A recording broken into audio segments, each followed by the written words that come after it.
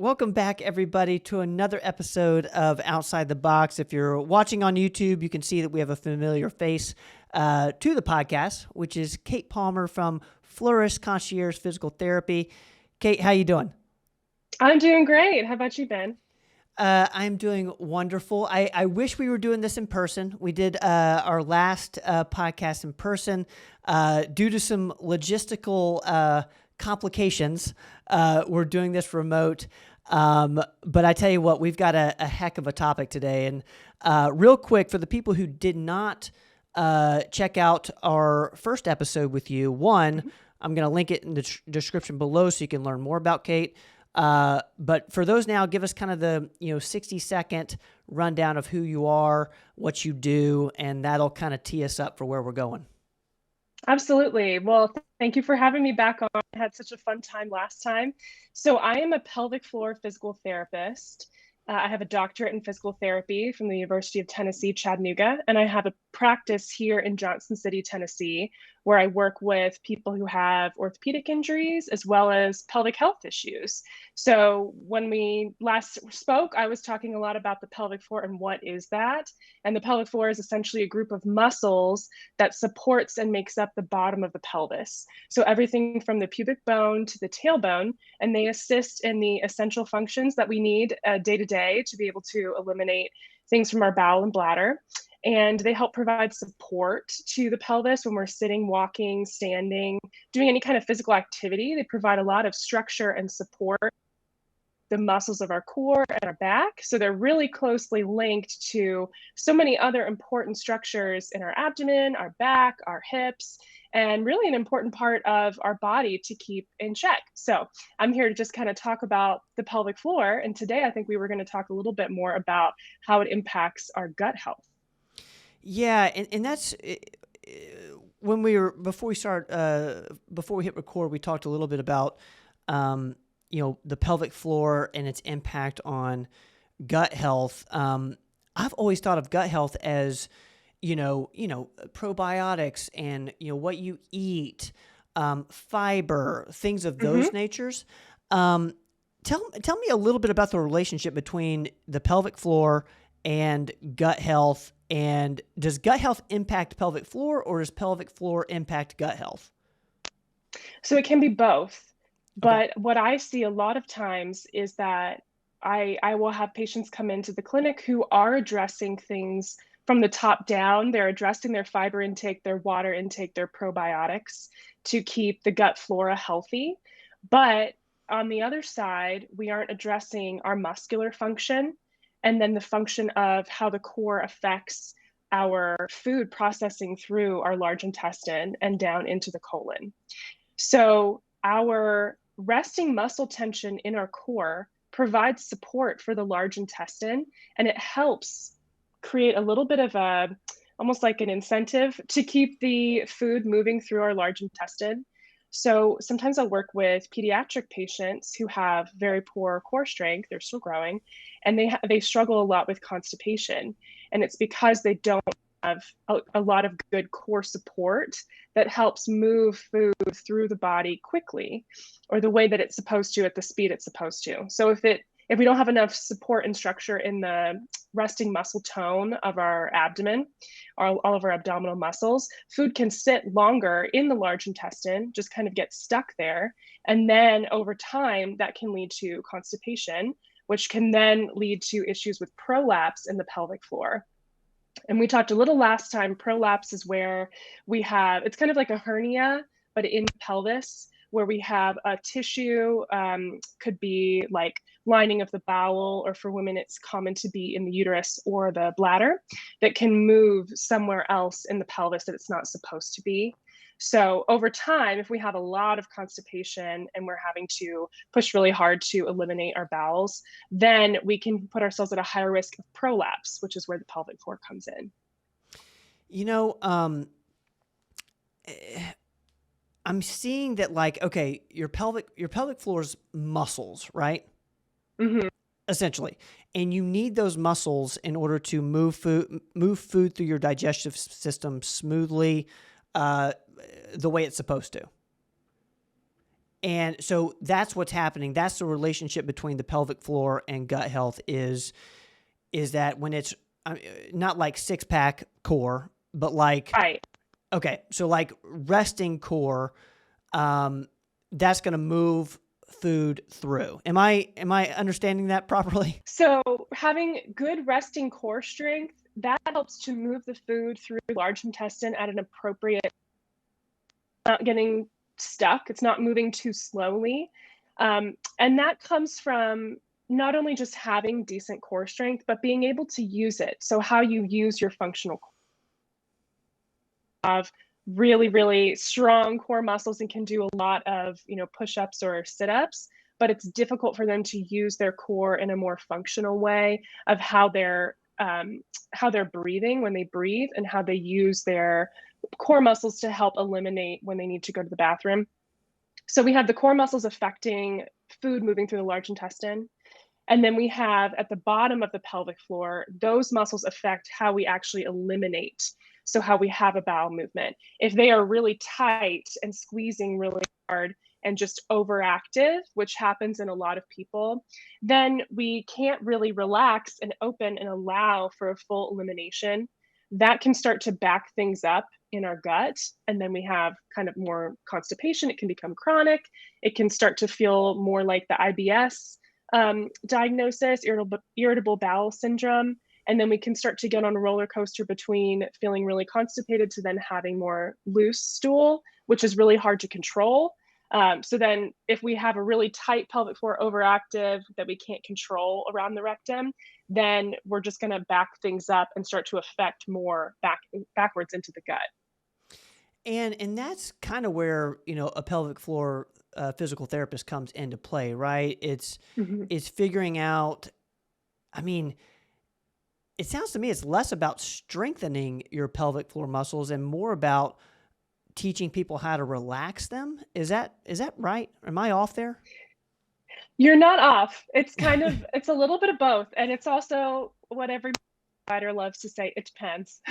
It depends on the person. But if someone is having chronic constipation, that tells me as a pelvic floor PT, okay, they might have some tight muscles in the pelvic floor, and maybe working on relaxation and working on some core strengthening will help address that issue. If someone's got more issues with the bowels being on like the looser side and they're having a hard time controlling that, that's something where pelvic PT can come in and help address, like, why are we losing stool, if that is something that's happening, or what kind of like symptom tracking can we do to identify what's going on when you first eat, which is one of the things that's great about pelvic PT is that we do a lot of like bowel and bladder diaries with our clients. I do that a lot, where I'm wanting to know, what are you eating, and then how long until you have a bowel movement, because sometimes people will have something that triggers their bowels. Usually it's caffeine or something that's got like a lot of caffeine in it. It'll trigger our digestive system to move more quickly. And so do. But then that can lead to problems with urgency where we have to run to the bathroom. And sometimes we can't control that. So it can be helpful to work with a pelvic PT to identify, okay, what symptoms are we happening? And then how can we address the musculoskeletal system to help improve those symptoms? Are those the main symptoms there? Like either not being able to go to the bathroom or having to go to the bathroom too fast? Is it kind of like both ends of the extreme there? Are there any other symptoms we can look out for? Continual abdominal pain that's been ruled out as another kind of pathology. So abdominal pain after eating, that can be a sign of our large intestine being irritated by something that we're eating and not being able to move it through our abdomen. So one of the things that I'll do in that case is an abdominal massage, usually along the pattern of the large intestine. And it's part of just it helps to stimulate the large intestine. And it's something I teach my patients as well, so they can do it themselves. But yeah, you're right. Like it really kind of is that those two different ends. And then for those people who are kind of in the middle or who go back and forth a lot, it can be helpful to just address let's see what your core strength is like. Let's see what your pelvic floor strength is like in your hips. Sometimes even improving positioning, like if you have a hard time sitting down and actually resting when you're going to the bathroom, like your hips are really tense, that can translate into having a difficult bowel movement or having to strain. And the reason we don't want to strain is that long term, it sets us up for prolapse in the future. It also has a higher association with back pain. So we want to try to prevent that as much as we can. Um, for me, what is prolapse again? I'm sorry. So prolapse is a name for basically when tissue moves somewhere that it's not supposed to. And it could be anything. It could be, in women, it's very common to have the bladder prolapse. In men, it's common to have the back wall of the rectum prolapse. So what that means is that it's moving kind of like a hernia in the abdomen, like tissue has moved through a muscular wall where it's not supposed to be. And long-term consequences, we want to definitely manage that. We don't want it to get worse. In severe cases, there is the possibility of surgery, but pelvic PT that's one of our main goals, is to try to prevent that, or to try to help people rehab after, or see if they can avoid surgery if possible for a prolapse. Things that you might feel if you have a prolapse would be some kind of heaviness in the pelvis. You might feel like you have to manually put pressure on your pelvis in order to have a bowel movement, like it Wow. feels better to do that. Those are just some signs. For women, you might feel something moving downwards when you have to strain to have a bowel movement. Those are things that we want to look out for. And if you're worried about if you have a prolapse, a pelvic PT can help identify. We grade them in a different way than the OBGYNs do. But if you're a woman and you want to go to your OBGYN and get checked out, but you don't want to have surgery, come see a pelvic PT, because that's one of the main things that we treat, is making sure that your tissue is going back where it's supposed to, or at least staying at the level where it needs to be. That's super interesting, and that's this world of pelvic floor PT is so fascinating to me, because these are things that are happening that we have no idea are happening, Hmm. and it's important to stay on top of it. We've been talking about gut health, and I kind of want to hear, pelvic floor PT's perspective on the importance of gut health. I've gotten, Dr. Rogers' perspective. Everyone at Performance Medicine obviously is high on the use of, probiotics, prebiotics, etc. How does the pelvic floor PT kind of look at gut health in terms of its importance?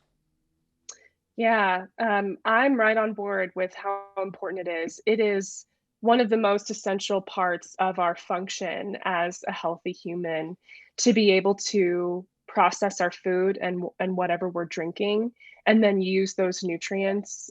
There's a reason that our gut is called the second brain, and that's because there are so many important processes that go through the gut. We are absorbing so many important nutrients. We're developing a lot of important neuromodulators, neurochemicals, that then go to the brain and help influence not only our physical health, but our emotional and mental health as well. Mm. So having good gut health, it really is one of the key things that we need to be healthy, happy, functioning, and active. Yeah. I think all of us have had those, stomach bugs where it knocks you out. You can't do anything, and you are miserable. And to have any kind of like consistent or chronic symptoms like that, it's considered to be a disability. To have some chronic issues in the gut can be considered a disability because of how essential it is and how many other things it functions in the body. Does someone like yourself work with people with IBS or Crohn's disease, anything like that? Is that something a pelvic floor PT can add another layer of treatment for? I'm just thinking in terms of like Mhm. the movement and the muscles. Like, is that something that you deal with ever? Yes, absolutely. That's actually a frequent diagnosis that I'll see, medical diagnosis. And then when I come in and get to assess them from my perspective, usually I'm looking for what are the other things going on that can help them improve their bowel function or their gut function. So for someone who's got, like Crohn's disease and it kind of comes up in flares, getting them on more of a consistent plan of tracking their symptoms, having an idea for if there are any foods that can upset or worsen the flare, and then having a structure of like, okay, if you're in a flare, here's what you need to be doing, here's what we need to work on. And a lot of times, adding in some strengthening for people just in the core and pelvic floor in general, working on coordination, helping people become more aware of how to use those muscles correctly. It doesn't eliminate the original symptom or the original problem of IBS or Crohn's, but it helps manage it. So it helps you have more control over this kind of chronic disease that's going on. It's kind of another tool in your toolbox to help you deal with the symptoms that you have. And I think from anecdotal experience, the people that I've worked with who have Crohn's have benefited a lot from working with pelvic PT to get a better understanding of how all these things are connected and how they can help take control of things themselves, even if it's just in a muscle function way. That's so cool. I mean, one of the purposes of this podcast and everything we're doing with the content is to help people gain more control, or at least to understand that they do have control over these things. So I loved what you said there. Is the other thing you keep mentioning strengthening, but I'm also in my head hearing what you said when in terms of like relaxing. How do those go together? From from your perspective, you're helping patients strengthen, but we also need to learn as humans to relax those muscles that we're strengthening. Am I wrong? Is that what I'm hearing? No, you're right. You're on the money. Yeah, no, that's right. So I guess the way I think about it is that if you have, let's say like you can't lift your arm well, or you're having a hard time doing a bicep curl, your muscle over time, if you keep trying to force it to do a bicep curl with a weight that's too heavy, your muscle will end up forming these knots. It'll get these little tender knots, tension, muscle knots that you can kind of feel and that they don't feel good. Our pelvic floor, our core and our pelvic floor respond the same way, but we aren't lifting weights with those body parts. We are performing our daily function and structure, and those. So the daily function is forming the knots that. Interesting. Okay, yeah, keep going. I'm sorry. No, thank you for stopping me. Yes, it's helpful to break up those points sometimes. That's a big one. Yeah, the things that we do every day, whether it's sitting, walking, standing, taking groceries out of the car, picking up your kids, those things put a lot of force and pressure through our core and pelvic floor. And if they are not turning on correctly, if they're not firing or contracting the way that they're supposed to, and if they don't have the right level of strength, that's when we start to find more tension, more chronic residual tension in the pelvic floor and core, because those muscles have just over time built those muscle knots as a response to the week. So when we talk about strengthening, in my mind, I'm jumping ahead. Okay, once we've worked on relaxation, if necessary, and we've worked on coordination. So coordination is firing the muscle when you're supposed to, when you're trying to fire it.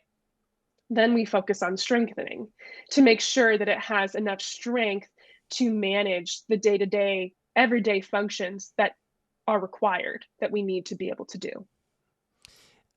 I think a lot of a good analogy, I think, is like glutes. There's a lot of people who don't know how to use their glutes and they don't know how to activate them. And I'm kind of hearing it's the same with your pelvic floor. You said, turn on the muscles. Do you see more of they're not aware, or like they just don't know how to use them? Or do you see more of they're just weak, or do those two go together? They do go together a little bit. I'm trying to think of a good example. I always like to go back to Tiger Woods when he was first on the golf scene. you would see him out on the green doing some glute extensions and like tapping his glute like on the Mm, field. And I remember back then when I was a kid, like watching that, and people would kind of tease him like, "What's he doing? That looks so weird." Now every golfer does it because mhm, muscle activation, glute activation is widely understood to help improve your stability and your function, especially through a golf swing. It's similar for the pelvic floor. If we don't have an awareness of what we're feeling or what's happening in the pelvic floor, we can't control it. mm, There is an automatic reflex that we're born with. So we're born with these automatic functions that happen in the pelvic floor, and that's good. We're supposed to. But we can lose some of those over time. We can lose the connection and understanding of what's that supposed to feel like, especially if we have something that is chronically tight or chronically very weak. mm. So, kind of the two extremes, we can lose some of the sensation. If you think about what your nerves are doing, if you have something that is really tight, if your shoulders are up here all day long, eventually this will feel normal to you. So we have to retrain. What does it feel like to have relaxed shoulders? What is this? How do I connect with that so I can, again, repeat that for myself? Mm. Yeah, it makes so much sense. Like the importance of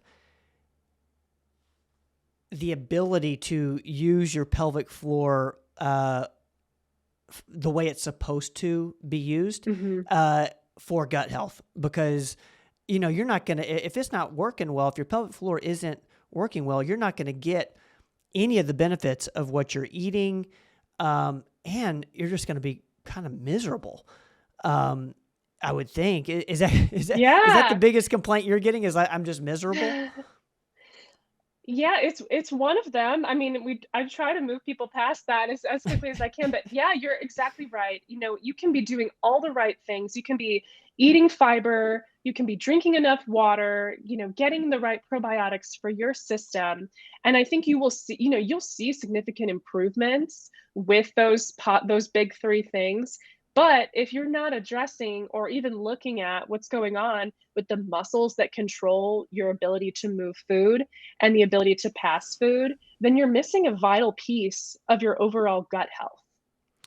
Um, Throughout this conversation, I've heard two things that you, as a pelvic floor physical therapist, are doing for this. One is through, I guess, manual manipulation in terms of like you're helping them massage and actually move things through. The other is some strengthening exercises for the pelvic floor. Can you go just a little bit deeper on both of those? And then we'll end with some practical tips people can do at home today. Yeah, great. So the abdominal massage, that's usually helpful for people who feel like food moves too slowly for them, or they're having more constipation. They feel the urge to go, but they can't. So that's more of a way to help stimulate the large intestine. We can't manually from the outside move food through the large intestine, but we can stimulate the large intestine to then do its job. We can help it along. So sometimes there's additional structures in the abdomen, like our hip flexors, our obliques, that they cross over top, or they go very close to the large intestine. If they've got a lot of tension, they restrict the amount of movement the large intestine has. So if you've got really tight hip flexors and really tight obliques, your large intestine can't expand to the point that it needs to, and so that's when we can get kind of stuck. So working on not just abdominal massage to the large intestine, but also to the other structures, other muscles that can impact your gut health, that's huge. That's always very helpful for people. The more coordination, strengthening, relaxation exercises, those are a combination of, they all kind of come down to helping improve your mind body awareness of your pelvic floor, because my goal is to help you be able to achieve this on your own. So I want to help increase your sensitivity to what your pelvic floor is doing, whether that's by doing some Kegel exercises. Most of the time I don't start people with that. We start more with relaxation, and that involves doing some hip stretches, doing some deep breathing. Depending on the person and depending on their level of comfort and what I think as a professional, sometimes I will do internal work. And what that means is either through the rectum or if you're a woman, through the vagina to help relax some of the muscle structures. Now, not everybody is comfortable with that, and no one is required to do that, but it has been shown to be very helpful for people who have a chronic tightness or that kind of overactive pelvic floor. Mm. So sometimes like directly stretching the muscles helps move things along a little bit faster. Then we can work on, strengthening coordination, how it works to squeeze, how it works to relax, and what those things should feel like. What about when it's moving too fast? Like, is Mhm. that so? If things are going too fast, is there clearly something isn't being activated there? But I'm also thinking that is probably mainly food, right? Or you're like the way you're digesting. What would Mhm. a pelvic floor PT kind of? How would they look at that? Yeah, so we would more likely we would do a lot of like symptom tracking. And this is Mm, probably something that really well with what you guys are doing in the clinic, where mm, we're tracking what are you eating and then how quickly are you going to the bathroom so we yeah. can identify what those trigger foods are for you, or liquids. It could be liquids as well. And then trying to set you on a timer. So having an interval of when okay, this is about the time that I'm going to have to go to the bathroom, and it's actually better for your bowels to have a routine, for them to know, okay, I'm going to be at home, going to have my morning breakfast, going to have a cup of coffee, go to the bathroom before I go to work. Having that consistent routine actually helps set up your bowels for success if you are going too quickly or if it feels like you don't have control. If you don't feel like you have control, the other thing that we work on is making sure you know how to suppress the urge when you feel the urge to go to the bathroom so that you can make it there quickly enough. And also, let's say you're in a morning meeting and someone is going on for a while, you need to be able to suppress that urge at least a little bit so that then you can get up when you need to and go safely to the bathroom. So it's more about that muscle function to be able to delay having to go a little bit. Is it more important to be consistent with the timing? So, you eat and then it's, however long later that you go to the bathroom? Or is it more consistent to have like a little bit of a lag time between when you eat and when you go to the bathroom?